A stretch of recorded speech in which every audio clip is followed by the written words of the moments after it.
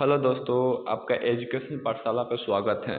दोस्तों, जैसे कि आप जानते होंगे कि जो एसएससी ने अपना कैलेंडर 2025 से 26 वाला जारी किया है, उसमें एक एसएससी एमटीएस के बारे में जिक्र किया गया है। यहाँ पे आप देख सकते हैं। उसमें दोस्तों क्या कैटेगरी है, दोस्तों इसका फुल इन्फॉर्मेशन आपको वीडियो में देंगे। और इसका जो फॉर्म है 10+2 के लिए है। जो आप 10th किए हैं या 12th किए हैं तो आप इसके लिए एलिजिबल हैं। इसके बारे में फुल डिटेल बताएंगे। एज क्या है, सिलेबस क्या है, पोस्ट क्या रहने वाली है, सैलरी क्या रहेगी, इसका सारा जिक्र हम इस वीडियो में करेंगे। तो चलते हैं अपने वीडियो पे और इसकी जानकारी को प्राप्त करते हैं। दोस्तों, जैसे आप आइए यहाँ पे, और पहले हम लोग बता दें कि इसका जो अप्लाई डेट है, यहाँ पे देखिएगा। यहाँ पे अप्लाई डेट जो दे रहा है 26/6/2025 से होगी इसका अप्लाई। और अंतिम जो डेट रहेगा इसका 24/7/2025 तक रहेगा अंतिम डेट।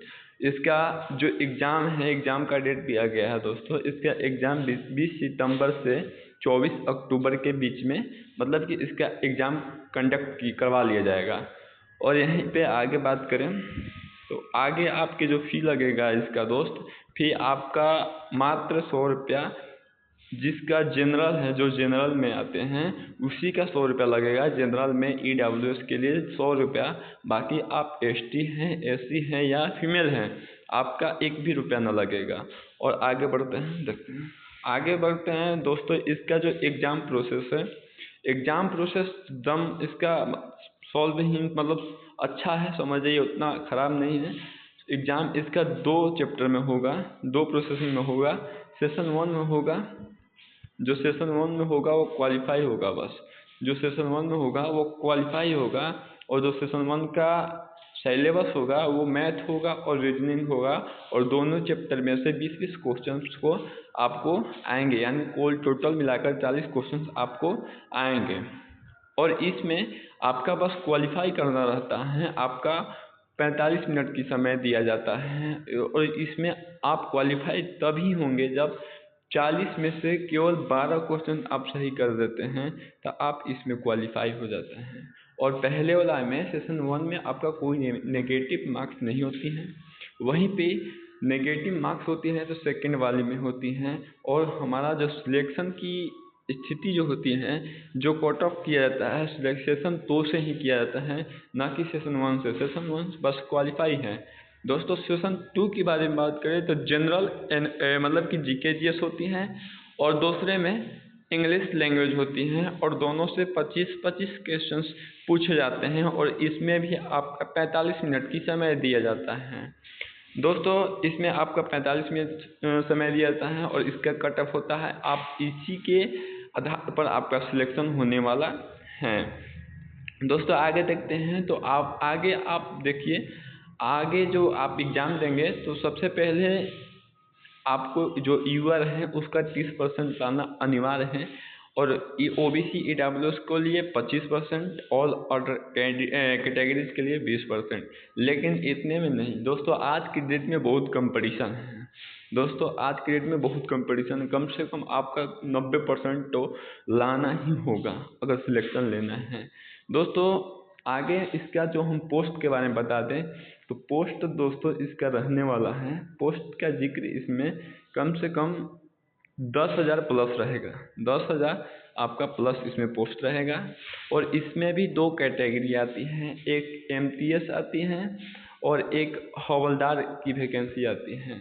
दोस्तों, हम बता दें कि जो MTS में जो भी पोस्ट रहने वाली हैं, MTS के लिए आपका 5,000 रहने वाला है। और वहीं पे हम हवलदार को बता दें तो हवलदार के लिए कम से कम 5,000 या 6,000 मान लीजिए, 6,000 प्लस रहने वाला है। दोस्तों, आप इतना बात जान गए होंगे। आगे चलते हैं और आगे देखते हैं इसका क्या रीजन। दोस्तों, आगे चलते हैं और आगे देखते हैं इसकी हाइट, चेस्ट। मेल के तो मेल को जो हाइट चेस्ट इसमें लिया जाता है वो हवलदार के लिए बस हाइट चेस्ट होता है, नहीं कि MTS के लिए। तो हवलदार के लिए जो हाइट होती है कम से कम इसमें 157 सेंटीमीटर इसका हाइट लिया जाता है। वो भी आप अगर SC ST में हैं तो 5% मतलब 5 सेंटीमीटर की छूट भी मिल सकता है। और Assam Gorkha and E state से आकर आते हैं ज़िले से, तो इसमें भी आपका छूट मिल जाएगा। वहीं पे चेस्ट की बात करें तो चेस्ट आपका 81 रहने वाली है। मिनिमम एक्सपीरियंस 5 सेंटीमीटर, जो असम गोरखा से आते हैं उसम का 5 सेंटीमीटर, इसमें भी छूट दिया जाएगा। वहीं पे हम लोग फीमेल की बात करें तो फीमेल की आप देख सकते हैं, फीमेल के लिए वही रहने वाली हैं, 152 सेंटीमीटर हाइट रहने वाली हैं। और वेट इसमें देखा जाता है इन लोगों में, तो वेट इनका 48 kg रहनी चाहिए। और जो गोरखा असम ई सब से आते हैं, ये स्टेट से आते हैं, उनके लिए 2 kg का छूट भी यहाँ पे मिलेगा। और यहीं पे बता दें, रनिंग जो फिजिकल होगा रिटेन के बाद, जो आपका फिजिकल होगा दोस्तों, वो बहुत ही समझिए कि हलवा है, उसको कोई भी कर, मतलब पैदल चलना है बस। यहाँ पे आप मेल के लिए देख सकते हैं 1600 मीटर इन 15 मिनट, यानी 15 मिनट में आपको 1600 मीटर चलना है दोस्तों, यानी कि आप पैदल भी चलेंगे तो आपका हो जाएगा। वहीं पे फीमेल के लिए आप बात करें तो फीमेल के आप देख सकते हैं 1 किलोमीटर इन 20 मिनट, यानी 20 मिनट में आपको 1 किलोमीटर की डिस्टेंस को चलना है। ठीक है, आगे चलते हैं और आगे देखते हैं। आगे इसका हम अगर फॉर्म की बात करें तो इसका फॉर्म वही लोग भर सकते हैं जो कि कैंडिडेट 10th या 12th किया हो, 10th या 12th किया हो, वो कोई भी बोर्ड से हो, कोई भी स्टेट से किया हो, वो इसमें एलिजिबल हैं।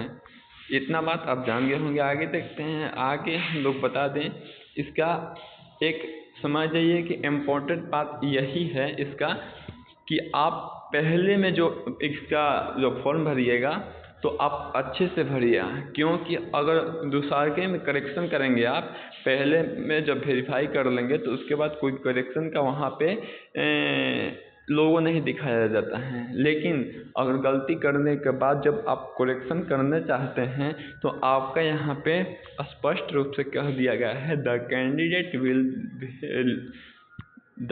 रुक जाइए दोस्तों 1 मिनट, यहाँ पे लिखा है the commission will levy uniform correction charge of 200 for making correction, यानी फर्स्ट में आप जब करेक्शन करेंगे तो आपका यहाँ पे 200 रुपये चार्ज इसका कटेगा। उसमें भी अगर आप पहले में वेरीफाई नहीं कर रहे हैं, दूसरा में आप सोच रहे हैं वेरीफाई करने के लिए, पहले में फिर से गलती कर दिए हैं आप, तो दूसरे में आप सोच रहे हैं वेरीफाई करने के लिए, तो आपका यहाँ पे 500 रुपया लिया जाएगा।